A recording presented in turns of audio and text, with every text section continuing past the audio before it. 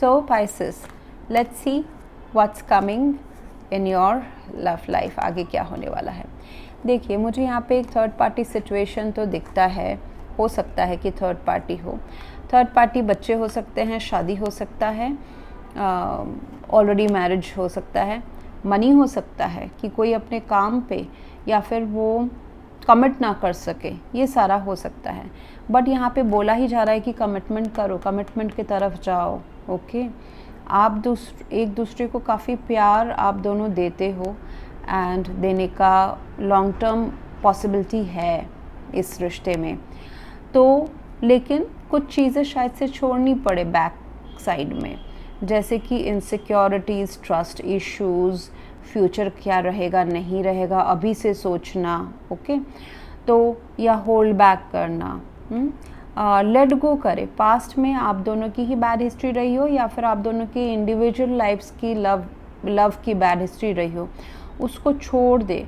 ये रिश्ता आया है आपको कंसिस्टेंसी एंड आपके अंदर बिलीव पैदा करने के लिए कि yes love is possible with efforts. Okay you are lovable and you deserve love. Past में शायद से आप दोनों में से कोई एक या दोनों को ही love partners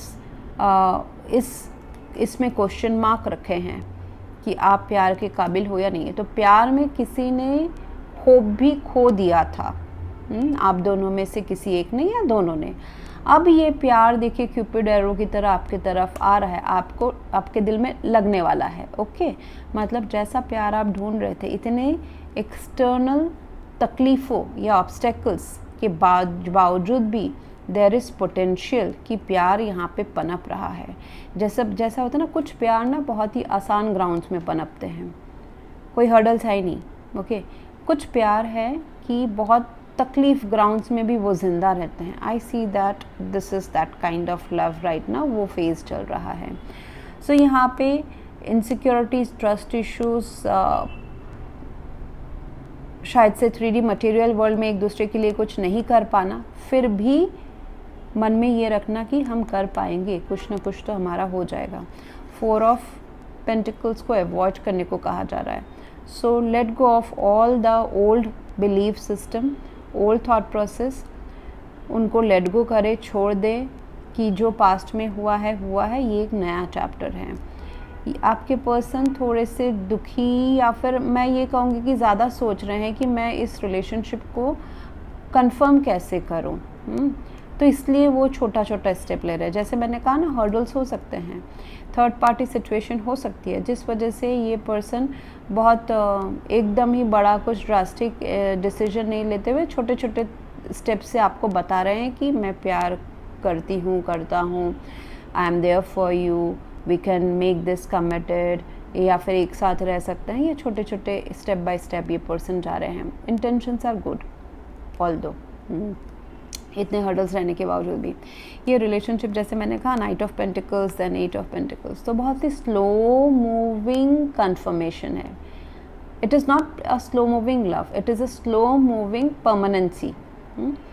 3D material world में, अर्थ रियलिटी में जैसे हम प्यार को इजहार करते हैं, उसको इम्प्लीमेंट करते हैं, कंफर्म करते हैं, एक साथ रहने की इच्छाएं रखते हैं, उस सिचुएशन में मुझे ये स्लो जाते हुए नज़र आ रहे हैं. ऑल्सो मनी, जॉब या business could also be a reason, okay, why this relationship is going slow. जैसे मैंने कहा, प्यार स्लो नहीं है, इस रिलेशनशिप में अपग्रेडेशन जो है ना वो स्लो है.